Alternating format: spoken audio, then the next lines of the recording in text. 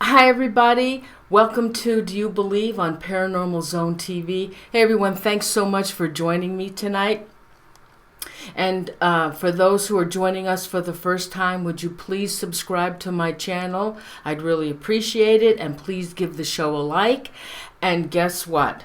Tonight I am so excited. I have an awesome guest. I have Bill Bean. And I'm so excited to have him on the show. Yay! Bill is an author, and I'm showing you his 3 books. He is the author of Dark Force, Delivered, and 10 Steps to Victory. Bill is also a deliverance minister and exorcist. He's an inspirational speaker and a media personality. And as you probably all know, his story was on The Haunting. A Haunting. It was a television show on the Discovery Channel, but guess what? Tonight, Bill is going to tell you the real story of what actually happened. And Bill, welcome to the show. Oh, thank you so much, Noreen. It's an honor and a pleasure to be on with you. Now, I know that you weren't happy with the story that was told about your family's demonic hauntings at the house. So, do you want to tell the viewers about what the real story is? Yeah, and first of all, let me say that even though I wasn't entirely happy with some of the way that the show was portrayed and some things were changed, and the presentation really was watered down compared to the actual events that took place. And usually it's the other way around. They'll dramatize things to make them, more intense or terrifying or whatever. But in this case, they actually toned it down a bit compared to the actual events. But I'm very grateful to New Dominion Pictures and Discovery Channel. Tricia Dozier is a very good friend of mine over there at New Dominion, and I couldn't be where I am now as a public figure had it not been for God and for experiencing those events and for a haunting, because they are the ones, without that show, no one would know my story. So, and as a matter of fact, as we're talking, my show is actually, my wife has told me that my show is on right now. She's actually watching it in the other room. I can't tell you how many times they've aired that episode and continue to air it. It's the most watched episode in the history of that series. I think it's the most rebroadcasted episode as well. And that's true. I read that. That is actually true. Yeah, it's amazing. It really is. And so I thank them for airing the story, but I'm also grateful and thankful that I had a chance to relay and present it in my own words through my first book, Dark Force, and it talks about the events that took place, in that house, which was a 3-bedroom ranch style located in Glen Burnie, Maryland, in a community called Harundale. And I was 4 years old. The episode said I was 7. I was 4. The reason they said 7 is because I guess they had one boy that was playing the part, all the way through, so they had to cover all the years. But I was actually 4 years old when we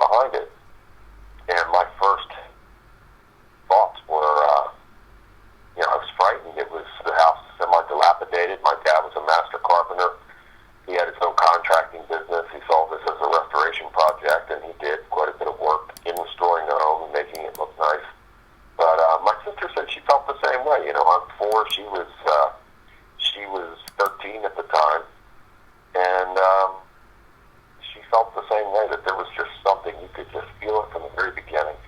And then equally so on the inside. You know, when you walked inside the house, you'd walk in through the front door, and you would be in the living room area there, and the house was very dark. It just had a heavy feel and vibe to it. The walls had dark brown paneling. Just it's dark in the house, even during the daytime. I mean, it was just so dark, and you would go into the living room, you'd make a right down a long hallway, and the hallway had a tile floor, hard tile, and oftentimes, you know, you would be in bed at night, you would hear these footsteps coming down the hallway, sounded like someone boots on or something, you know, and it would reverberate off of the paneling on the walls. And my brother and I shared the first room on the right, and my parents' room was the second room on the right, and my sister's room was the last bedroom on the left across the hallway. And that is the room that was cold even on the hottest of summer days, and it's also the room where the door would open and slam for many repetitions at a time. And my mom was the first to have an experience. Hey, Bill, can I ask you something? I heard you mention that you believe that this paranormal phenomena started way back before that at that particular time, and that you thought that yeah, you want to talk about that? Yeah, and I'm glad you bring it up.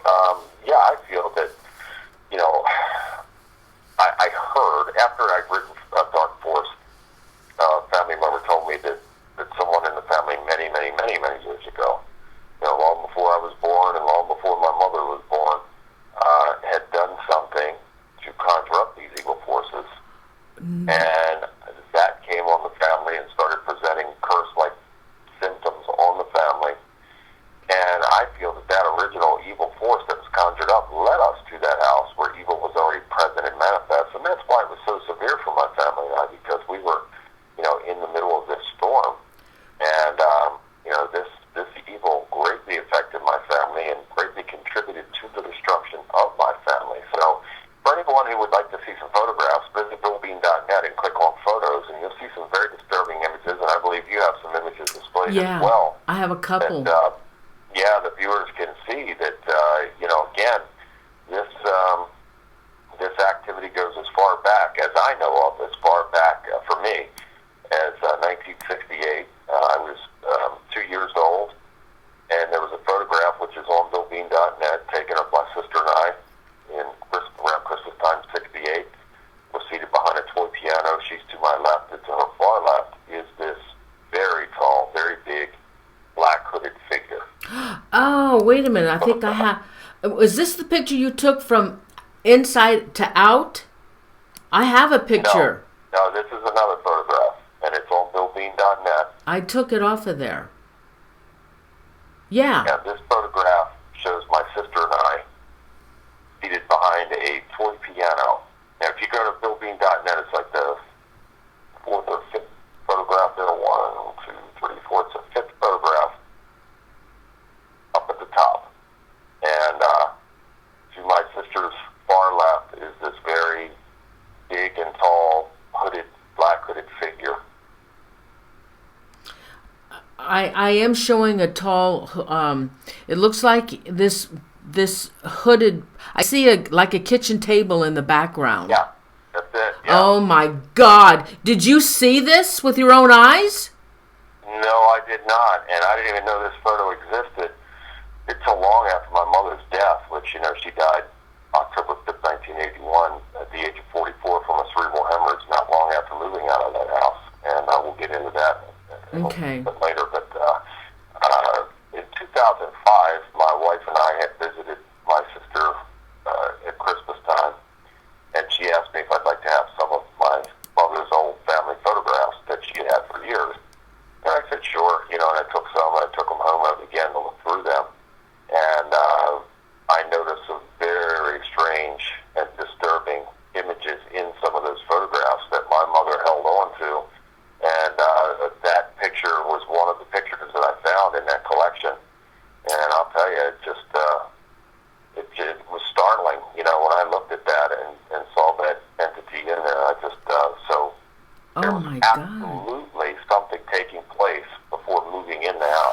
Wow, I'll say. Well, Bill, so they say that your mom conjured up. She did something to conjure up Oh, these. no.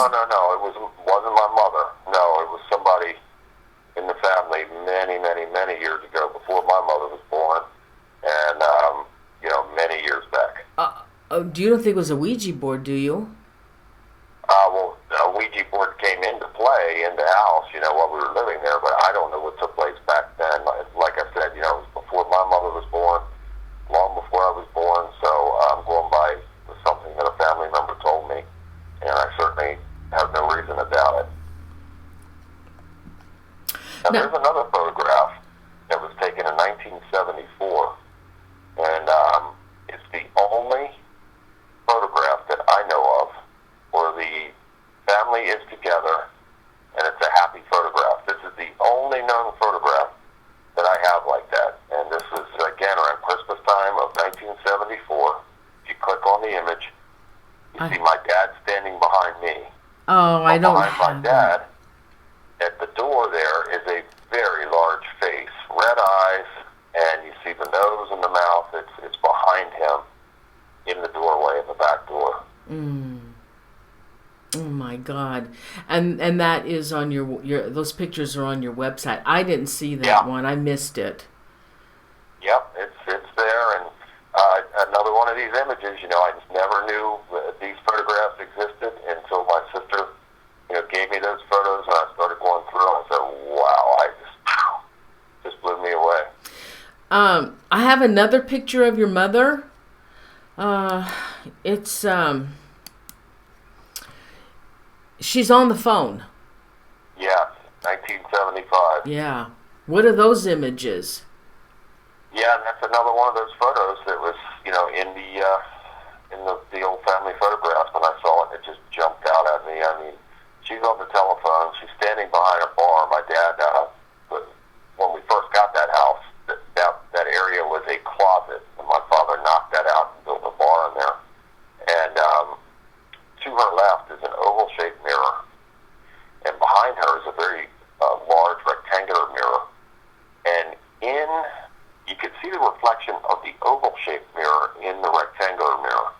And in that mirror is a very large, what looks to be alien-looking face.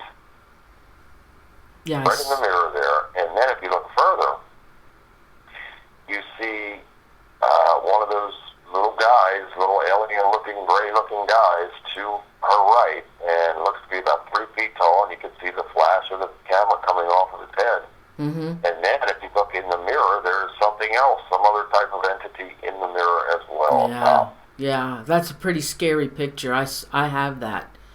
Yeah, 1975 in the house, and it's just absolutely amazing the amount of activity that took place, the amount of torment, the amount of abuse, all those years. We lived in that house for 10 years, and it wasn't until I sat down to write Dark Force that and the A Haunting episode as well, because I had to relay all the information to them, and it was right around the same time that I was doing both projects. And it wasn't until that time that it all hit me, that I just couldn't believe that we had lived in that for 10 years. And it's unfathomable. It really is, the amount of abuse and torment that we sustained during that 10-year period is just off the charts. My mother suffered more than any other person I've ever seen in my life. Now, was she the one that was most affected in the house? I'm sorry? Was she the one that was the most affected in the house? Absolutely, yeah. And then I would be the second after that. But yeah, she was attacked on a regular basis, and it began. She was the first to have an experience that it took place in the living room. Not long after moving in, and she was unpacking and organizing. My dad had taken us with him for the day, go to my grandparents' house, his parents, to allow my mother what they thought would be peace, while she organized the house and unpacked some of the boxes in the living room. And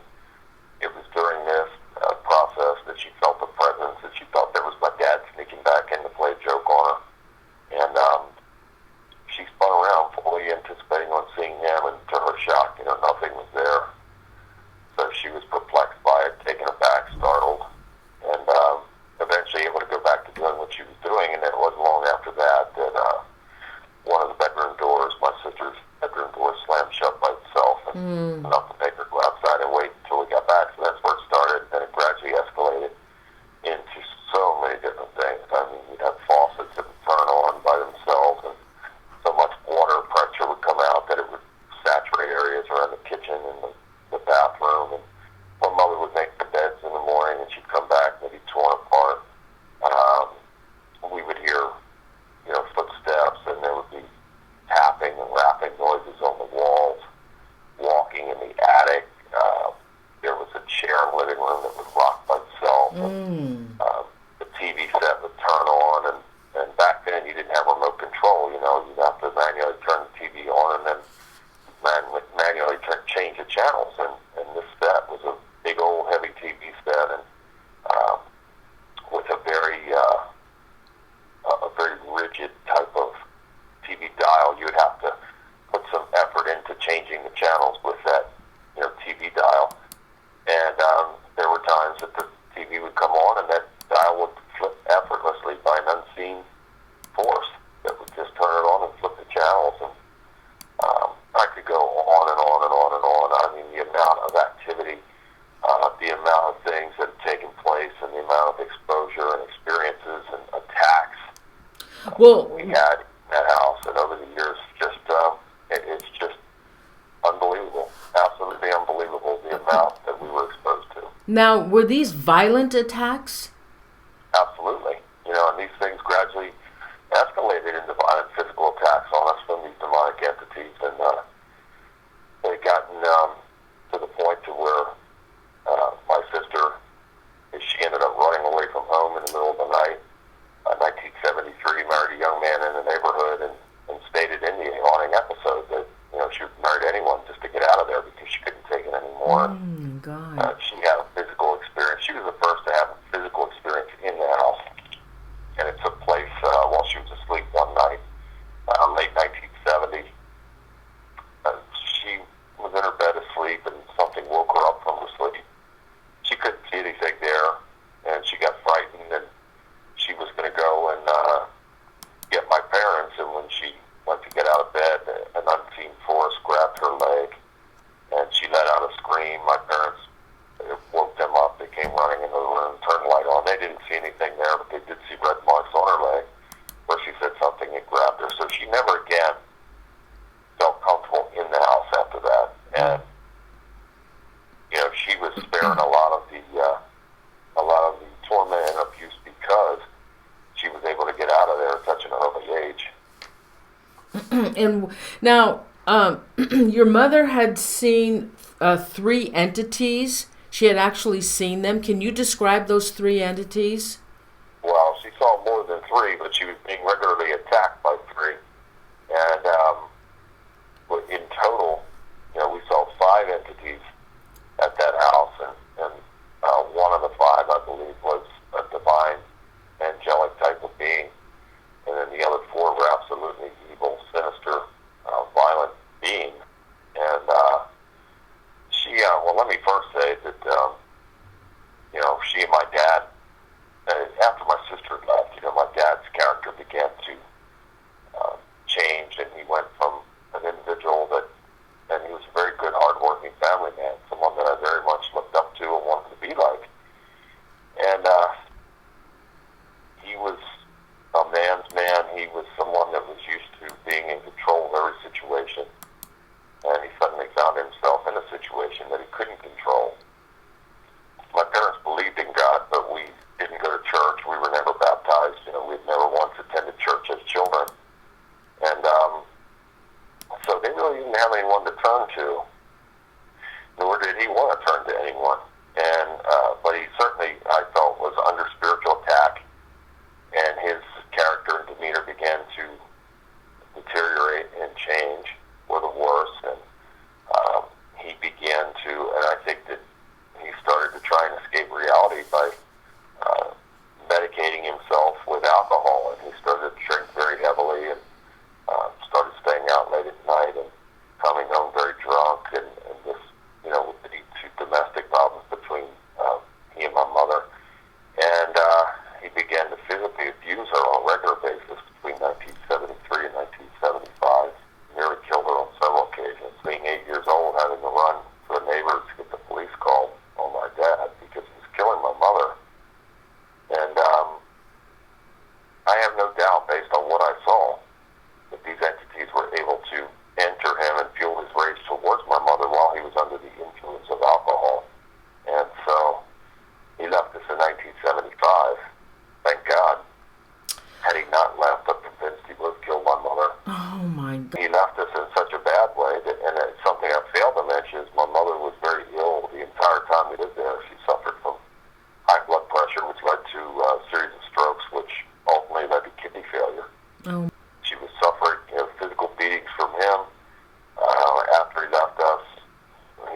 in such a bad way that we had to go on welfare. My mother couldn't work. And it was very, very, we were already suffering greatly. But, after his departure, it got 10 times worse because now the strong one was taken out of the equation and out of the home. So then, my mother came under regular physical attack. And I came under physical attack as well. I mean, as far back as 1971. But my mother was seeing these entities that would come to her bed. They would choke her. My mother had cuts, bruises, and scratches on her wall, and that's my dad about, these entities were physically abusing her. And they would come to her bed and they would choke her. And it was just horrific. I mean, she was going through this on such a regular basis that she couldn't sleep in her bed anymore. She ended up having to sleep in with us. But one night, after suffering an attack from this entity, which we called the Undertaker, it had black hair, black beard, chalky white skin, black suit. The eyes were even black. Very sinister looking thing, to say the least. Oh, my God. And this entity, after one night, my mother being assaulted by this thing, she's gasping for air. She gets up. She goes to the kitchen to get water, and she reaches in to the one of the cabinets and opens the cupboard door, and right from inside, an unseen force shot a glass out, and it struck her in the head above her eye, knocked her unconscious, split her eye wide open. She had to be taken to the hospital to get stitches. And these are, some of the physical attacks that were taking place on a regular basis. I've seen my mother picked up in the air by an unseen force and thrown through the air. There would be times that she would try and lay down on the sofa because we could not sleep at night. These things made sure of that. We got very little sleep in the house.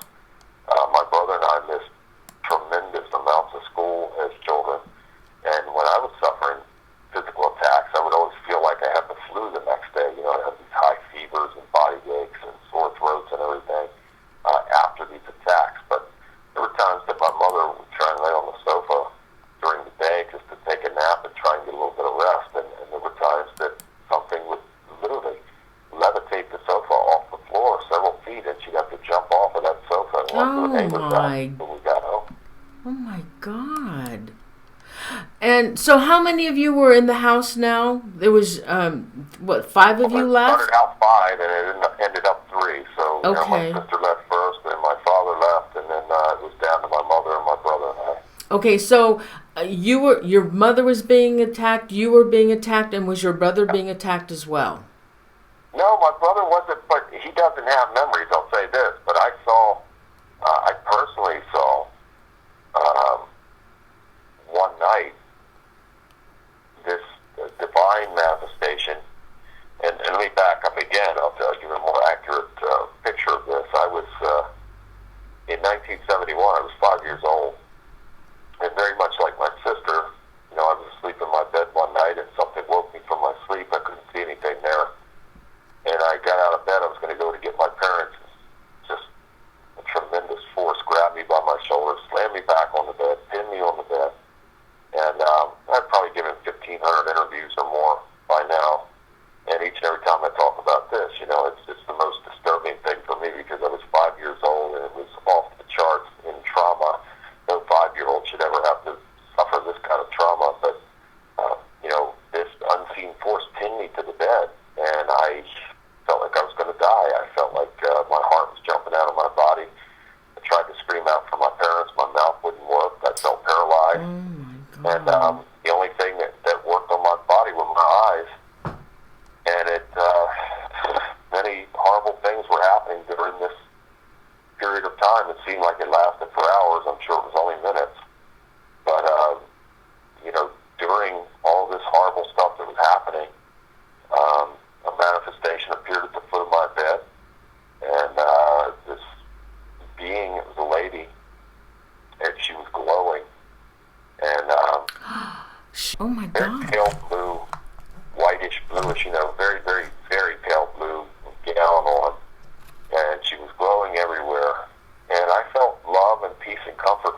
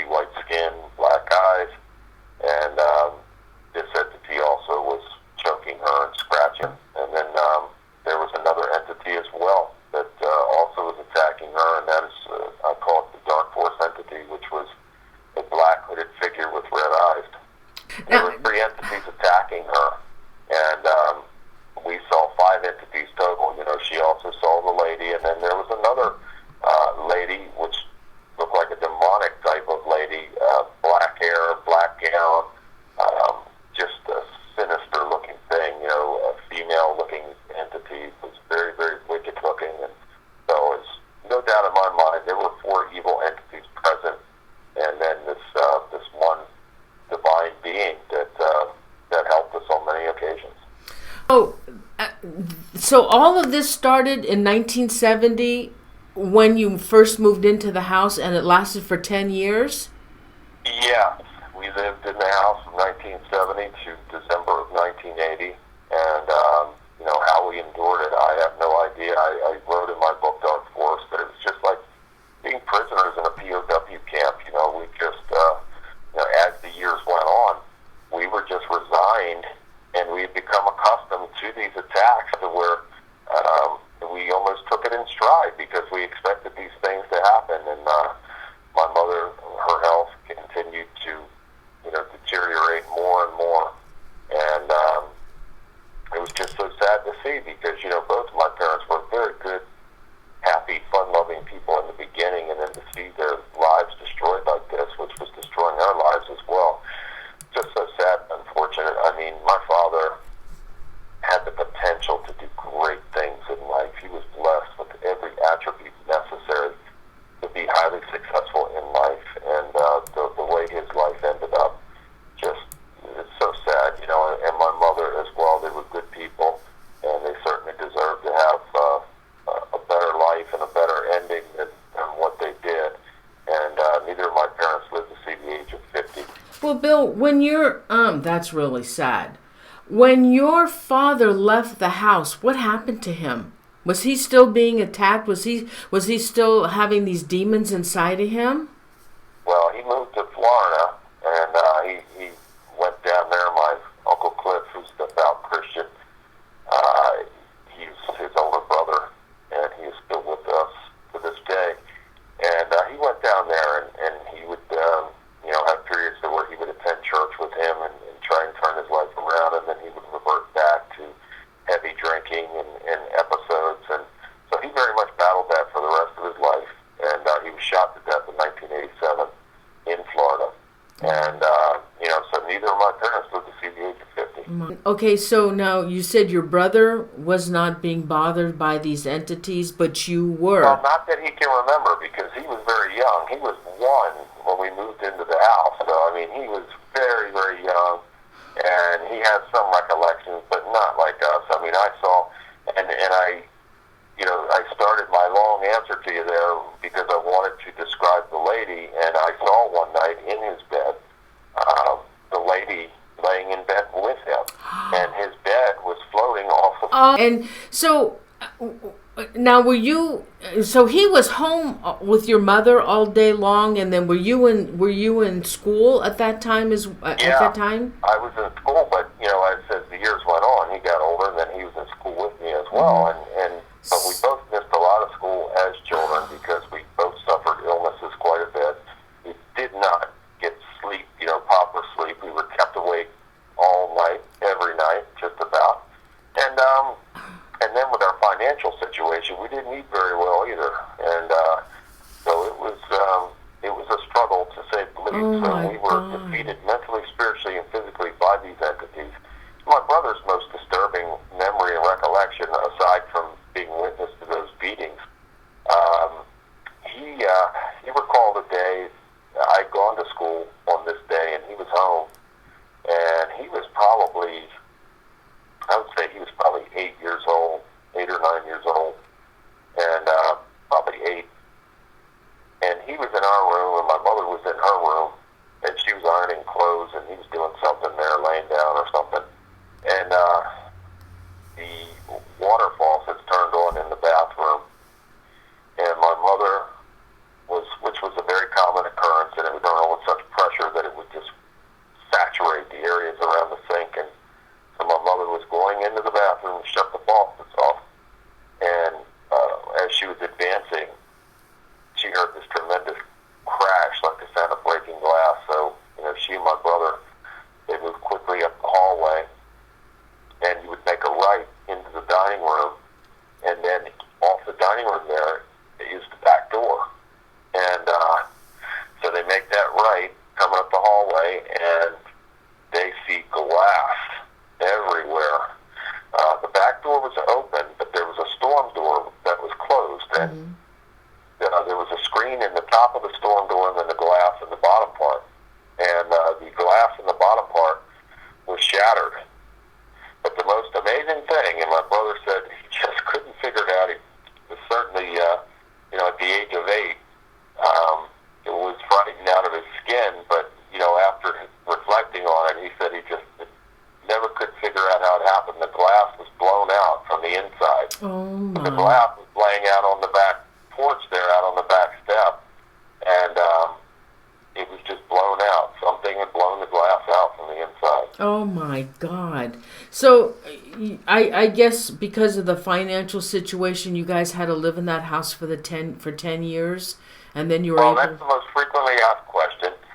And my mother was a very proud and private woman. She was very embarrassed and ashamed by all these things happening. She didn't want us talking with anybody about it. She confided with her mother, her sister, and her friend that lived up on the corner on our street. Those are the only 3 people that really, knew from my mother what was going on. Now other people knew, and it went through all through the family. But my grandmother wanted us to come live with her, but she and my step-grandfather shared a 1-bedroom apartment. And so my mother was not going to burden them with us. My aunt, my mother's sister, wanted us to come stay with her, but she had 8 children and a husband. Oh. And my mother was not going to be a burden to them. And to be even more frank, as time went by, each and every one of us came under demonic oppression. And we all did things that were way out of character. And, it got to the point where my mother didn't want to leave. Oh, my God. Now, Bill, your mother had a clergy come in, though, to the house. Yeah, we had a priest that was involved for the last 16 months that we lived there. And my family and I are not Catholic, but my step-grandfather was, and he went to his church, and they sent a priest out. And I'm very grateful to them, Holy Trinity Church, and they sent out Monsignor Hour. And he frequented the house quite a bit, and we had a number that we could call him 24/7. And it got to the point where he was bringing mason jars full of holy water to the house, and he'd tell my mother, throw it wherever you see entities or hear anything or, perceive anything. And unfortunately, and by no fault of his, the activity grew even more violent and more intense, with him being involved. And it just simply got unbearable. I mean, so many things were happening. And my mother had a new man in her life at that period of time. I think it was late 78 into 79. And he was very much like my dad. Good man, man's man, very tough individual, former boxer, not afraid of anyone or anything. And yet was physically attacked many times in the house, was terrified to be in the house. It was only his love for my mother that kept him in the situation. But he was physically attacked many times while being... So, is that priest still alive today? I'm sure he is. I haven't seen him in quite a long time, and they did interview him for the haunting episode. Oh. But I haven't seen him in many years, and I would imagine that he is still alive, and I wish him all the best. So, how are your brothers and sisters doing today? How are they? They're doing very well, but my brother, they both have emotional issues in their own way. They're both very good, productive people. I'm very close with them. I love them dearly. They do not share in my faith, and again, we'll get into that in a second, but they are very good people, but they've suffered greatly, and they still, have a level of suffering in some way emotionally. But I'm very happy for both of them that they've gone on to be productive and have good lives, and they have children, and my brother has a wife and 2 daughters, and my sister has a son, and they're very close, and I'm very close with them. So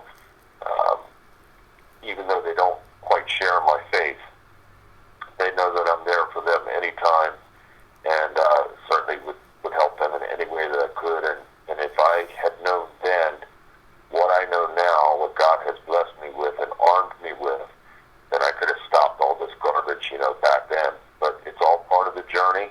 I can't change it. I wish I could. I wish I could go back and change it all, but I can't. And all I can do is continue to move forward. And God has put me on a path and a journey in helping others to be free from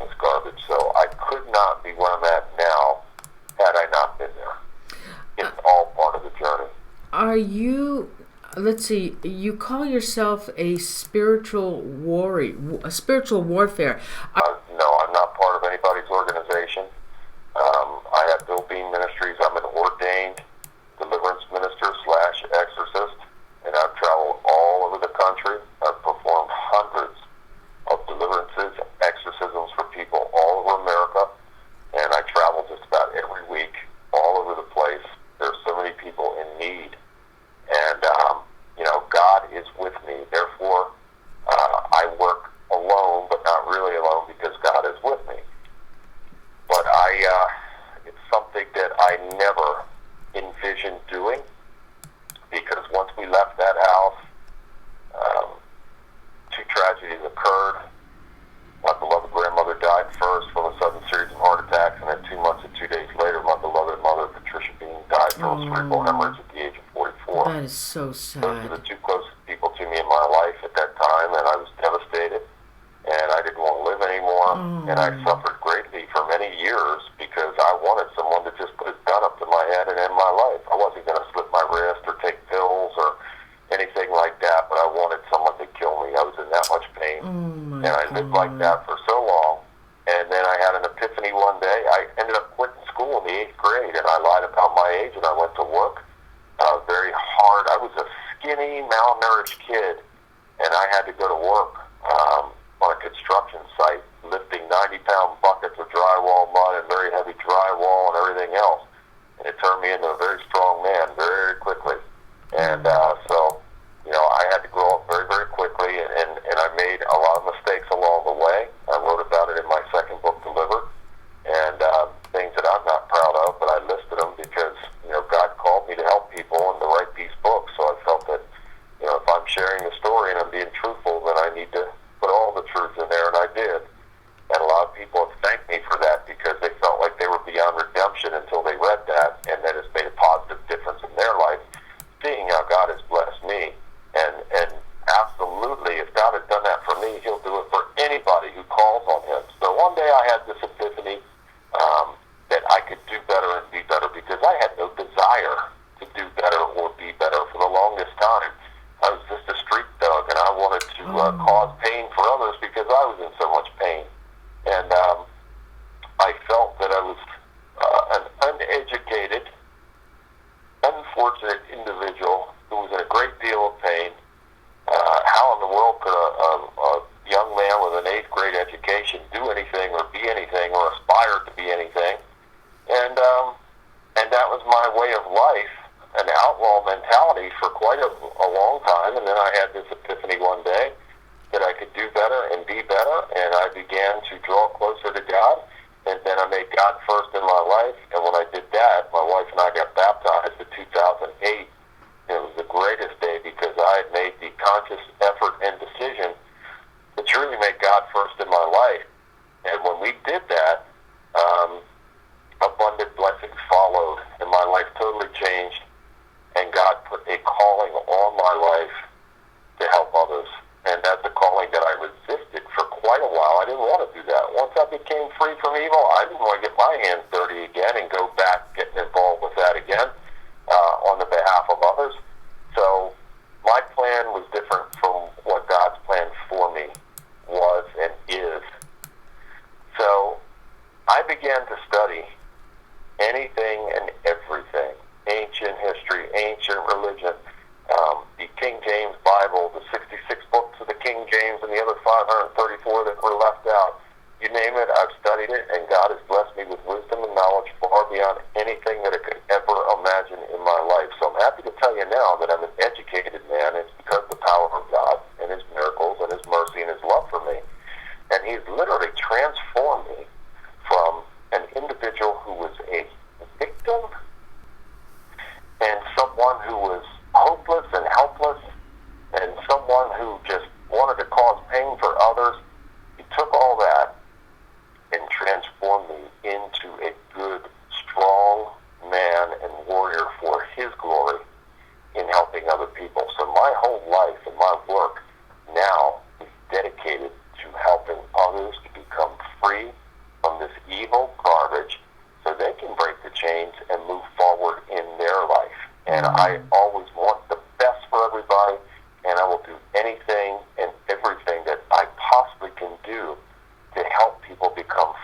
evil. And then I become a life coach as well, Noreen, to where I have to, once the deliverance exorcism has taken place and the person is delivered from evil, I stay in these people's lives because I have to help them have a mindset change. When you have been traumatized for so long and you live in a fear-based, trauma-based state, which I lived that way for many years, that's not easy to transform your way of thinking. I recall getting up some days thinking, what horrible thing is going to happen today? And guess what? Bad things would happen because I just invoked that. I just invoked that I was going to have a horrible day. Therefore, I've manifested that now. So we have great power. Most people don't realize this, that when God, Yahweh, created us, He created us and left a little piece of Himself inside of each and every one of us.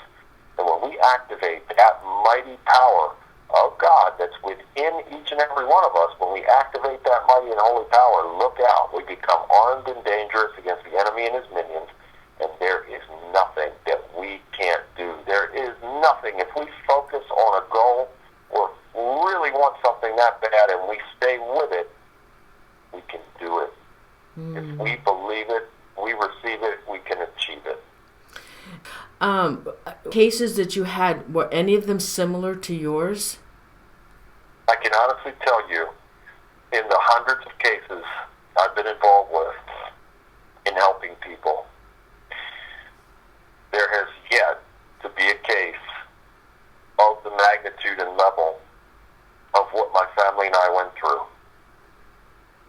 And I'm happy for those people that that's, there is no comparison. And I certainly don't say that in any kind of way other than to state that it's a fact and that it's true. I wouldn't wish these things on anybody. This is not cool. This is not something that I'm glad that took place. It's something I wish would have never happened. But honestly, I have not come across another case of the severity and the length of torment and suffering that my family and I went through. And I have delivered God's work through me to deliver people who are and have been possessed. But even with people being possessed like that, it's still was not as severe as what my family and I have been subjected to. And even in my adult years, the next time you have me on the show, we'll have to go into what took place in my adult years as I was still having these experiences, and a loved one was possessed for 22 days. And that was the first time that I was assisting someone in an exorcism. And it's just amazing when I look back on all of the things that have taken place, and now I look back on the things that I'm involved in helping other people. And how can it not be part of the journey? It's all part of the journey. When people are subjected to these types of traumas, they don't trust very easily. So if I'm going into someone's house, here's exactly what I do. Okay. I arrive at a residence, and I'll pray outside, and I ask God, Yahweh, to bring His giant warrior angels to come and carry off any demons that are present in Jesus' name. Then I'll go inside, and I'll say several prayers at the front door, and I will anoint the heads of these family members with a combination of holy oil, holy water, and holy salt. And then I sit down and I become a counselor, and we have to talk. And sometimes those talks are between 2 and 4 hours, and they're gut-wrenching. I don't want to know people's deep and dark secrets. I have to know them. I have to know it all. Because if we're going to get to the root of the problem, then I have to know everything. And this requires trust. If these people can't trust me, then they certainly are not going to open up and share some of these horrible things. And a lot of the cases, unfortunately, the root of the problem is molestation, child molestation, rapes, things of these natures that have opened up the doorway for the enemy and his minions to come in. Because when people are victimized in that way, not only are the demons working through the perpetrators, after the wickedness has taken place, the demons remain and they come onto the victims. And these people need to be spiritually delivered from this, or they will carry something with them for the rest of their lives. Oh my God. Now, Bill, in any of these cases, has anybody in the house said, yes, we were using the Ouija board? Oh, many times, yes, absolutely. And again, even in my own case, as time went on, in that house, I believe it was 1979, to where, my mother and her boyfriend and a medium were using a Ouija board in the house. I mean, this was right around the same time that the priest was there. And I tell people, never have those things in your home. They're not cool. They're not a game. And they are portals and a doorway to open and invite these evil entities to come in. And believe you me, they will come in. Satan deals in legalities. And if he feels he has a legal right to be there, he will be there, and God will allow it. Hey, Bill. Situation in case, again, there was a young man, one of my friends. He was about 5 years older than me, and in the beginning they thought I was making these stories up until they came to the house and saw it for themselves. But on that night, he was provoking the entities and saying, tell them to come out and play, and say it was a bunch of BS, and saying, just provoking and saying all kind of things. And at one point, this young man who was so cocky and so unbelieving was lifted off of his feet and slammed against the wall, and his feet was 6 inches off the floor, and an unseen entity had him by his throat up against the wall, and I'll never forget that look of sheer terror on his face. Oh my. We all tried to pull him down and couldn't get him off the wall, and then it just released him. God. Fell on a heap, and we picked him up and we raced out of there, and the last young man out of there, Bruce Johnson, he turned around and he saw the black hooded entity with red eyes, and people need to realize that. Now, the people that are in your house now, or the family that came in after you, did anything happen to that family? Yes, as I was writing the second book, Delivered, and no, I'm sorry, after the haunting episode aired, I was contacted by a young man named Edward Harden, and he and his family had lived in the house from, I want to say, 91 to 1994. And he said as he was watching the episode, he just knew that it was the house that he and his family lived in. And he got a hold of me, contacted me, and then I ended up doing an interview with him for my second book, Delivered. And Ed told me that they had many supernatural experiences that had taken place in the house. And he said that his family was not physically attacked like my family and I were, but they had many paranormal, supernatural experiences that had taken place in the house over the years. And he talked about a time that his mother, something was holding the bathroom door shut. She couldn't get out, and she was screaming and couldn't get out, and they ended up having to come down and take an axe and chop the door down to get her out. Oh my! And he said that he and his brother, the mother, did not want weapons brought into the house, and so they had these rifles that they would go hunting with, and the only way they could bring them in would be to disassemble the weapons. And they would do that, and they would put them in the closet, and there were times that they would wake up the next day and the weapons would be reassembled. Oh my God. Yeah, and he went on to tell me quite a few things that, happened, and some similar things for sure that had taken place. But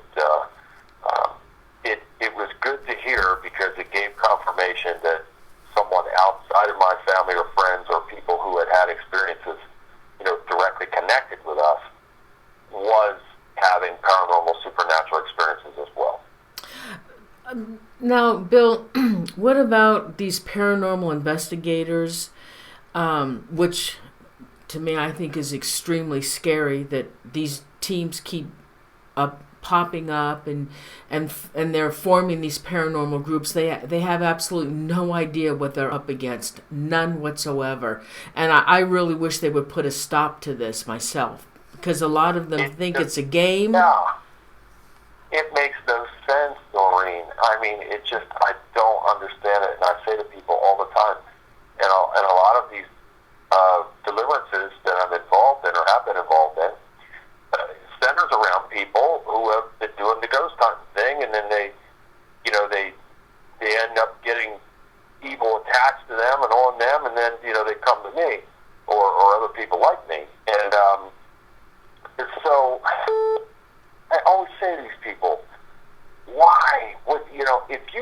to a beach, and there's a sign on the beach that says, "Don't swim here, shark-infested waters," are you going to get out of your car and jump in that water anyway? Because, you see a sign there saying, if you get in this water, there's a good possibility you're going to get bit by a shark.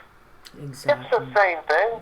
Why would you go in seeking darkness into a situation like that when the possibilities are great that there's going to be some sort of adverse thing that happens to you, which you will take home to your family, and now, it's gone from you to your family members, and you have serious problems. Why? For what? So let's equate this to risk versus reward. Well, not only that. What's the risk? What is the reward?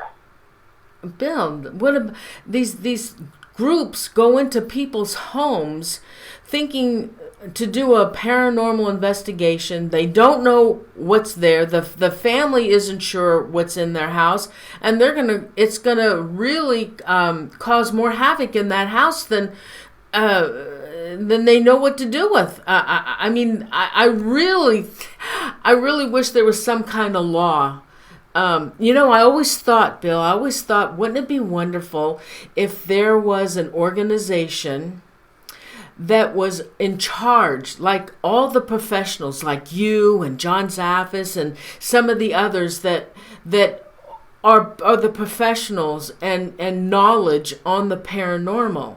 And for a group, in order to be able to do paranormal investigating and to go out into people's homes, that they would have to have a license, but they would have to be go through training and whatever with this board.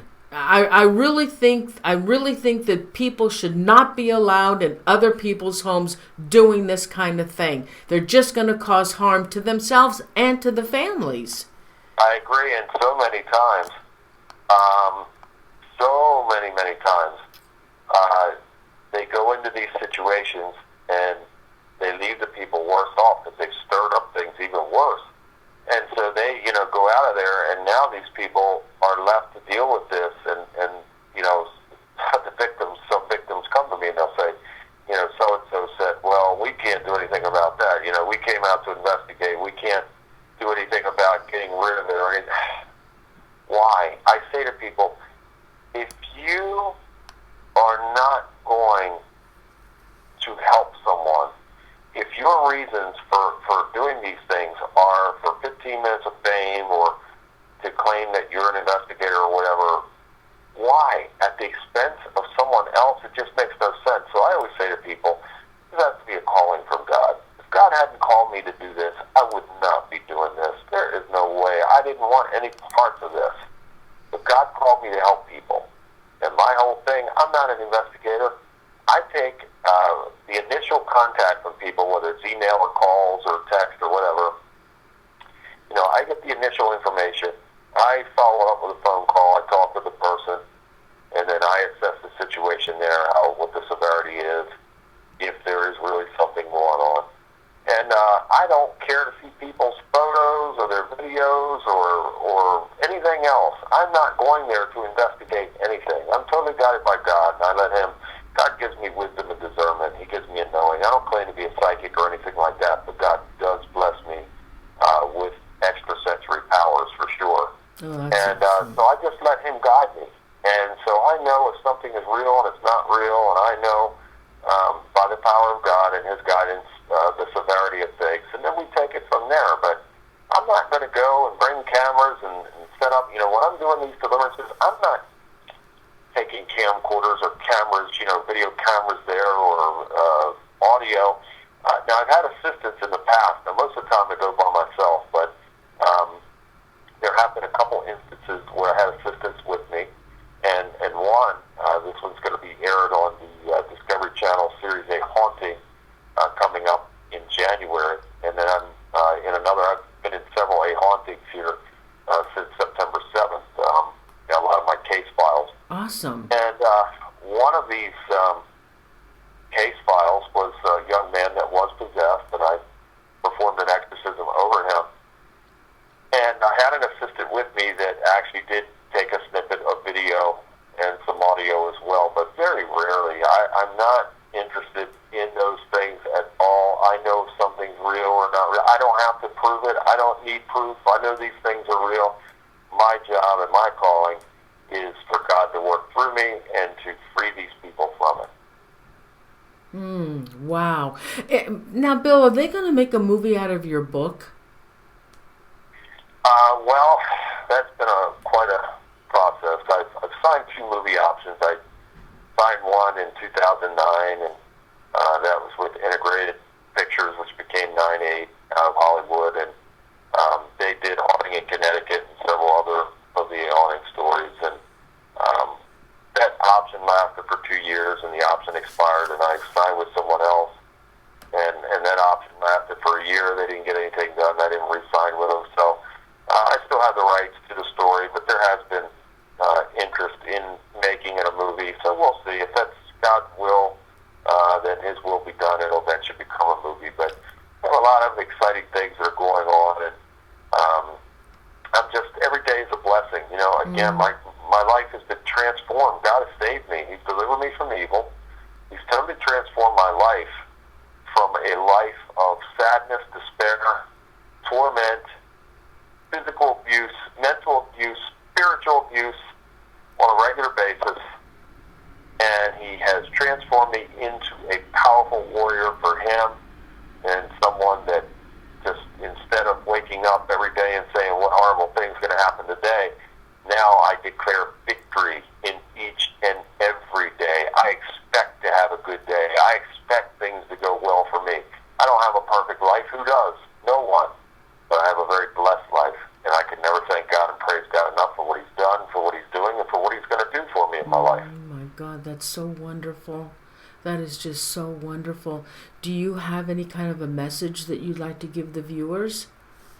Absolutely, and I want to, thank everybody out there for watching, and it's been so great. I can't believe the time has gone so fast, and I can't thank you enough for having me on. And I would say my strongest message to the viewers would be, have faith.